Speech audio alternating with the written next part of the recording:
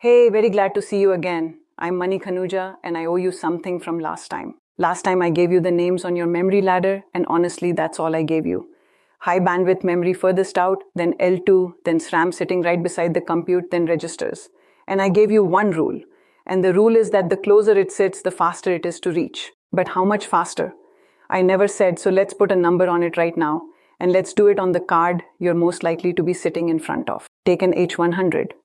The high bandwidth memory on it is 80 gigabytes and it moves about 3.35 terabytes every second. And that's the number we divided by last time. Now come inwards to the SRAM, the memory sitting right beside the compute. There is far less of it, tens of megabytes across the whole chip. And it runs at somewhere around 30 terabytes a second. So what's the gap between those two? About 10 to 1, 10 times quicker to reach, and it's only a few millimeters further in. And that 30 is measured rather than advertised. So the paper it comes from is on screen. And I'd rather you had it than took my word for it. So that's your first drop. And there's a second one coming that is much bigger. And here's where all of it is going. Two of the chips in this course have exactly the same compute in them, right down to the last operation. And one of them is clearly better at writing your answer out. So hold on to that pair because we come back to them. And notice where those two numbers came from. One is off a spec sheet and the other is out of a measurement paper. And reading either of those pages properly is a skill of its own. So that's the second half of this episode. And honestly, it's the part I care about more. So here's that second drop, and it lives below the bottom of the ladder I gave you last time. That ladder stopped at high bandwidth memory, and on a real server, it doesn't stop there. Underneath your GPU's memory sits your host memory, which is just your CPU's own RAM on the motherboard, and your GPU reaches it over a cable called PCI Express. And underneath that, again, there's your storage, an NVMe drive. So what does it cost you to go down there? PCI Express, in its fifth generation, 16 lanes wide, moves about 64 gigabytes a second in one direction. And you're coming from 3.35 terabytes a second. So divide those and you get about 52 times slower. And the drive underneath it, a fast data center NVMe drive today, reads at around 14 gigabytes a second. So call that 240 times slower than the memory on your GPU. So there are your two cliffs, and they're the two drops that matter. About 10 times when you fall off the chip, and about 50 times when you fall off the card. So everything else on that ladder is small change next to those two, right? And what does each one buy you? The first cliff is the entire reason a later module of this course exists. Attention builds those big intermediate grids we talked about last time.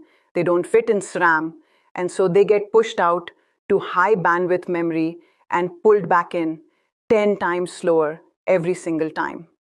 Fixing that is a whole module, and I'm not going to spoil it here. The second cliff is one you might be about to walk off on purpose. Your KV cache is the keys and values your model worked out while it read your prompt, and it's the thing that fills your GPU up as your traffic grows. So somebody will suggest moving it to host memory because host memory is cheap and there's lots of it. And on a slide that sounds free. Is it free though? It isn't, and it's 52 times slower, so the only time it pays is when the alternative is worse, and the alternative is throwing that cache away and reading the whole prompt again from scratch. That's a real trade, and there's an episode on it later in the course. So don't treat host memory as spare room.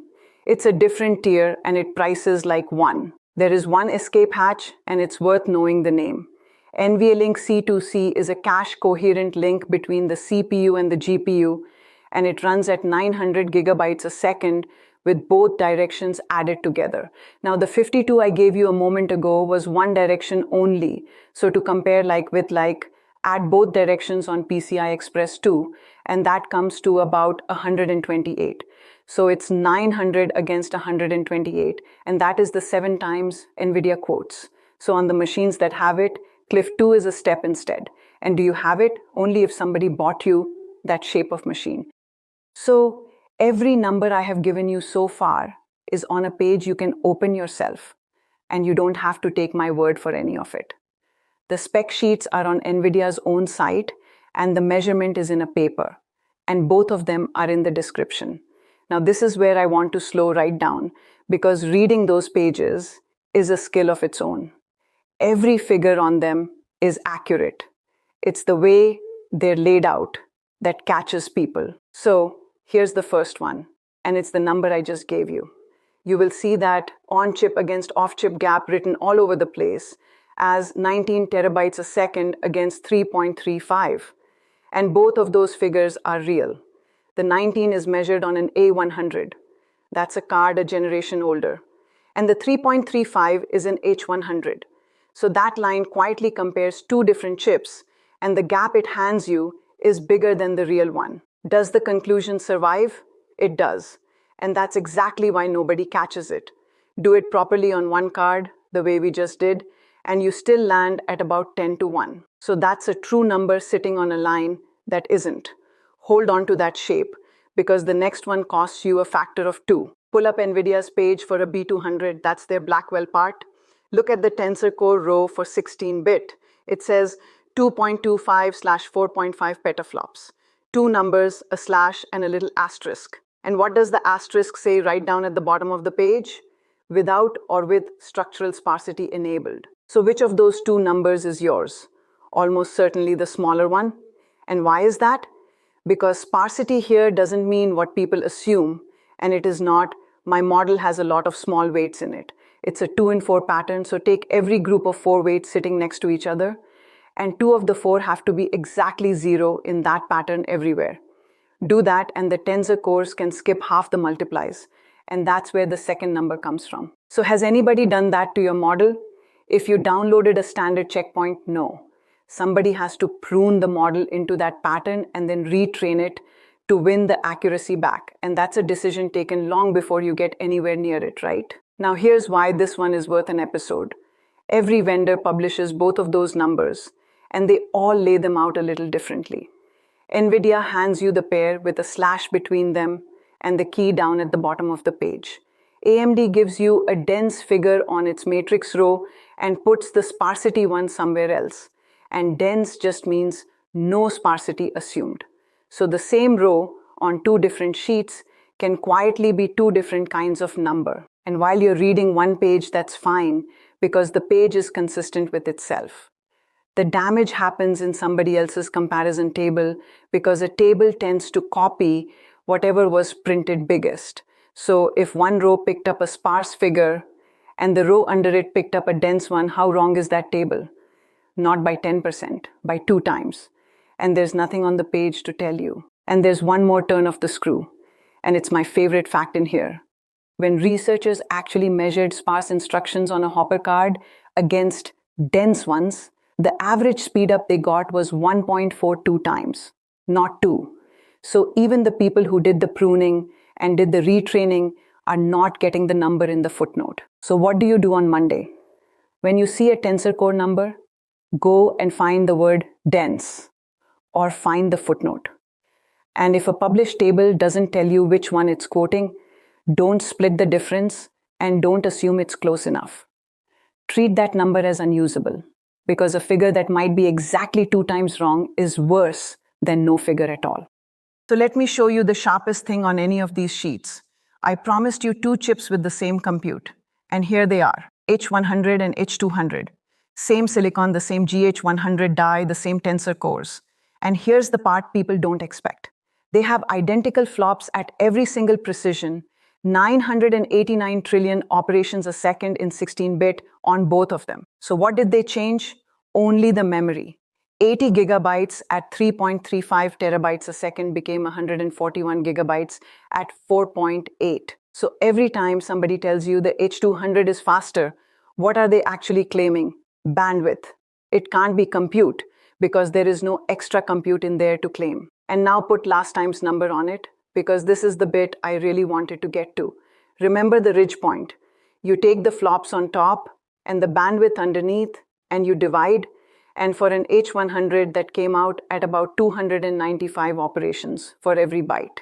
So do it again for the H200, same 989 on top, 4.8 underneath, and you get 206. So what just happened to the bar?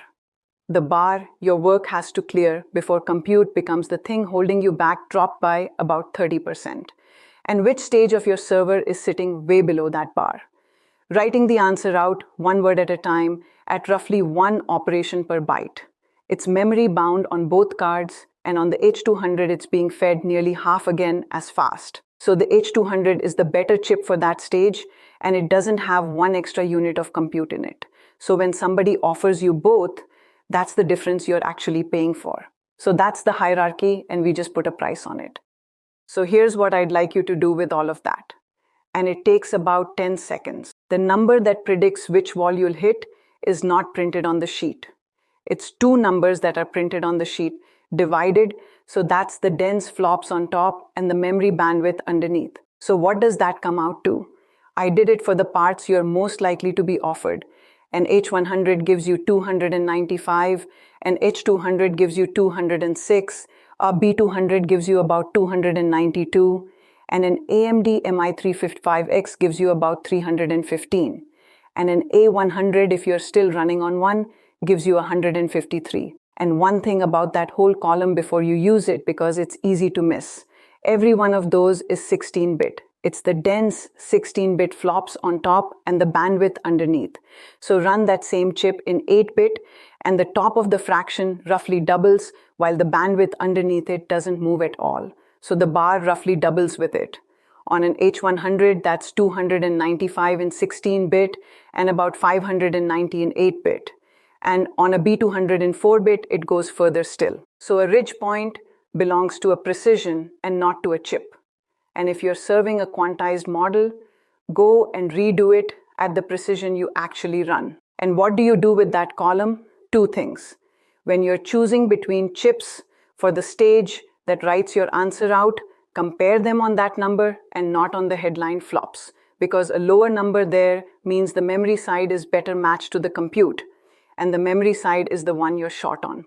And you already know your own number for that stage, because we worked it out last time, and it was about 1. So you can see straight away that no amount of extra compute is coming to help you. One honest note on that last row, and it's the episode's own advice turned back on me.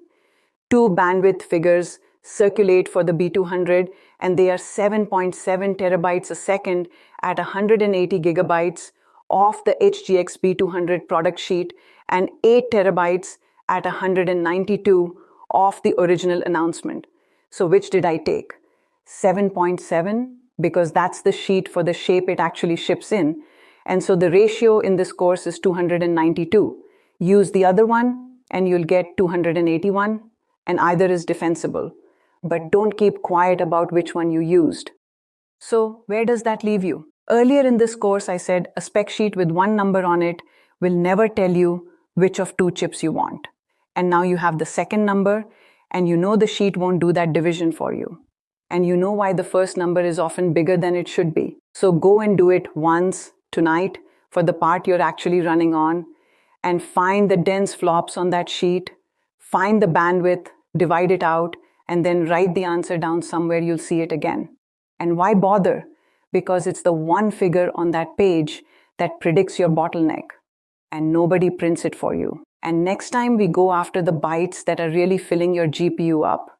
It isn't your weights, and it grows with every user you add. See you next time.